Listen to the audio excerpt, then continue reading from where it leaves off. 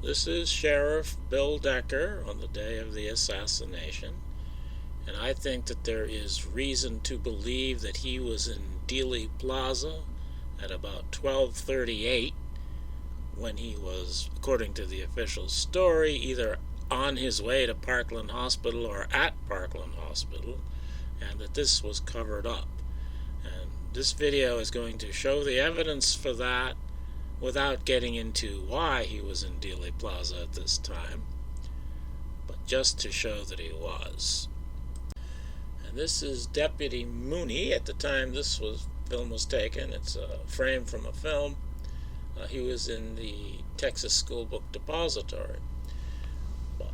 But on the day after the assassination, he filed this report, and in this report he says, "I was standing in front of the sheriff's office at 505 Main Street, Dallas, when President Kennedy and the motorcade passed by.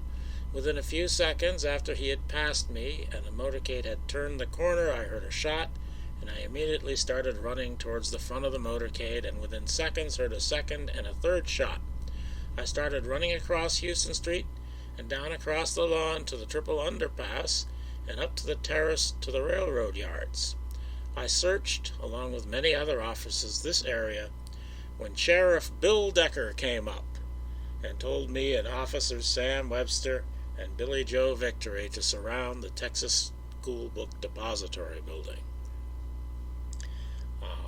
And this is the only time this is ever stated anywhere. But I think it's pretty clear that what Mooney is saying is that Sheriff Bill Decker in the flesh was in Dealey Plaza at this time. And this, according to the official story, cannot be true because, according to the official story, Decker was on his way to Parkland Hospital at this time, or perhaps was already at Parkland Hospital. But if the official story is true, then Deputy Mooney must be either hallucinating or lying. I don't see why he would lie about this, and I don't think he was hallucinating. So I think Sheriff Bill Decker was in Dealey Plaza, and the official story is once again lying to us. And we get Sheriff Decker's story from this report, in which he says, "At about the time of that conversation, there were two shots that I heard. There were 3 shots fired, but I do not recall hearing one of them. Special Agent Lawson immediately said, 'Let's get this man away from here,' and called over his walkie-talkie to the other boys to get the president, with all speed, to the nearest hospital. Chief Curry advised his motorcycle officers who were in the lead over the loudspeaker to go to Parkland Hospital. I picked up the microphone and instructed the police dispatcher to notify my office and my entire organization and all officers in my office to immediately surround the Dealey Park and the buildings around it, to try to secure all buildings and everything until such time as officers could arrive to assist in the investigation. I then proceeded to Parkland Hospital, where I assisted with the removal of the president onto the hospital carriage. I also was present when Governor Connolly was removed from the car." So Decker was riding in Chief Curry's car, the car directly in front of the limousine. He can be seen in the photography, and he can be heard on the radio after the shooting, calling in, telling his men to get into the railroad yards. Dallas 1. Go ahead, Dallas 1. Advise my department to all men available back there back behind the Institute jail and up on the railroad right away there. I'm sure it's going to take some time for you to get your men in. So I don't want my men in there. Repeat 1, I didn't quite understand all of it. Station 5 to move all men available out of my department back into the railroad yards there in an effort to try to determine if what and when happened down there, and hold everything secure until the homicide and other investigators can get there.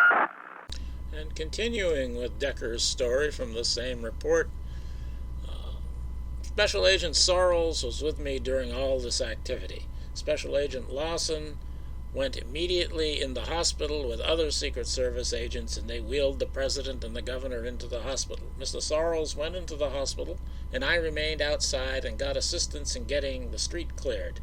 In a short time, Mr. Sorrells came out and got in a police car returning to the city, and a little later on, I obtained a ride with 2 homicide officers. I arrived at the vicinity of Elm and Houston Streets and immediately took up the investigation at the Texas School Book Depository building. So, Decker's story is that he went to Parkland Hospital, he saw the president and Connolly unloaded, and then he got a ride with 2 homicide officers to the Texas School Book Depository.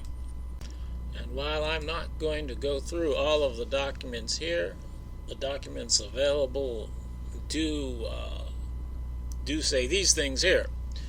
Boyd and Sims, 2 homicide officers, say that they rode with Fritz and Decker from Parkland to the Texas School Book Depository building. So it seems that Decker must be referring to Boyd and Sims when he says 2 homicide officers gave him a ride. Captain Fritz says he rode with Boyd and Sims from Parkland to the Texas School Book Depository, but he doesn't mention Decker being present.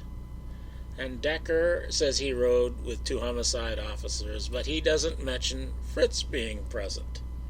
Also, Decker says that he was already at the Texas School Book Depository when Fritz arrived.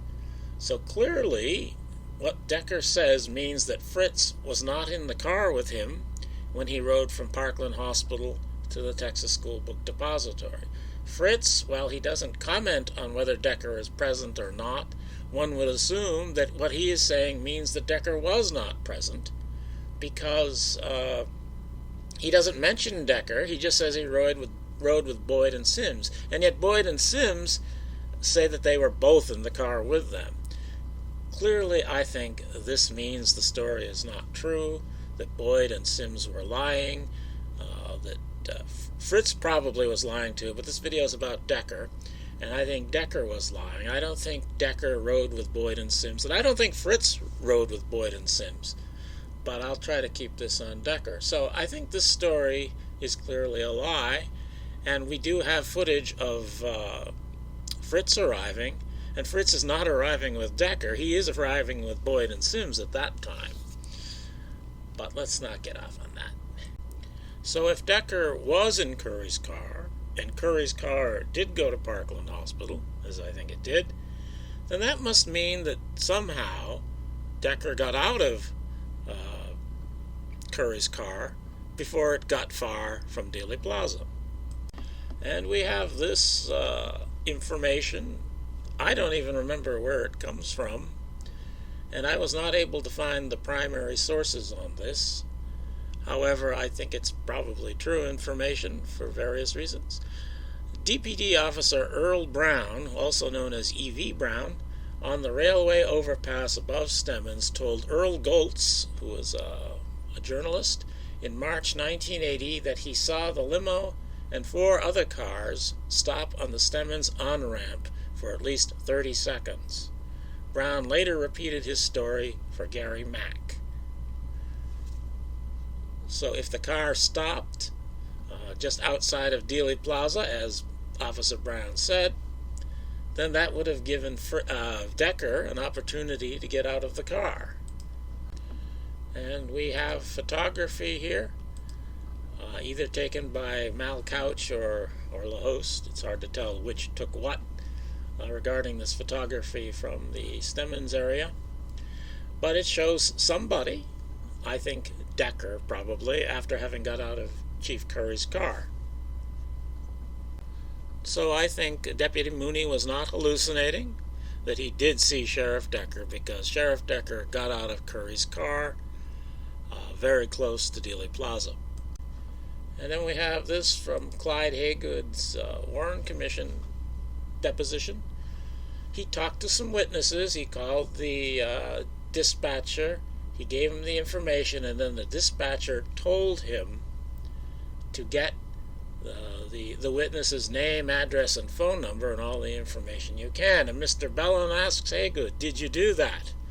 "No, I never." "What happened?" because I was told to go to the school book depository building. Nobody on the radio ever told Clyde Haygood to go to the school book depository building.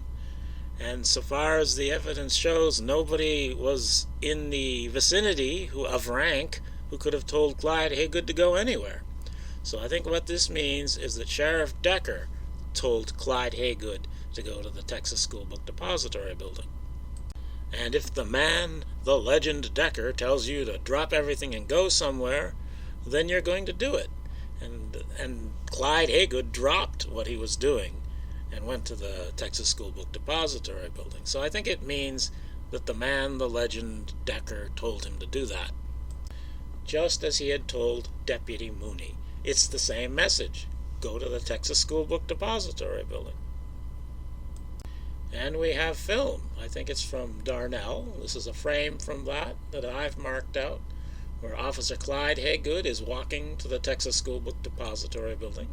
Sergeant Harkness is there. And there's a man who looks an awful lot like Sheriff Decker in the same frame of film. Now, the official story tells us, so far as it tells us anything about this, that this is Buddy Walters, not Sheriff Decker. But I think the official story is lying. And earlier in that film, the same person, I think it's Decker, is walking apparently with Roger Craig in the same film. I think probably Roger Craig was added to this film in order to help to obscure Decker. I'm not going to get too much into that here. But this is a photo comparison I put together where Buddy Walters is there on Elm Street, and Decker is on the right side in front of the Texas School Book Depository building.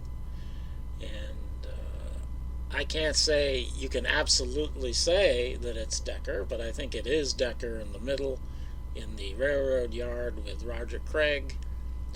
The ear particularly looks like it's different than Buddy Walters' ear. Decker has bigger ears, but they dress exactly the same. They wear the same kind of eyeglasses. It's very weird. I remember Roger Craig commented on that in some video I saw, that Walters dressed just like Decker. I don't know if that's the way it always was, or if it was done for the sake of this event, but I think it makes it easy to confuse the two in the photography if you can't see the faces very well. And as I alluded to earlier, I think that Roger Craig was not actually there with Decker in the railroad yard, that he was filmed separately here, and that he was it was merged into the railroad yard film, and it's because he helps to obscure Decker. And I think when Roger Craig puts his arm down, it's as if, okay, I've done my bit, now it's over, kind of.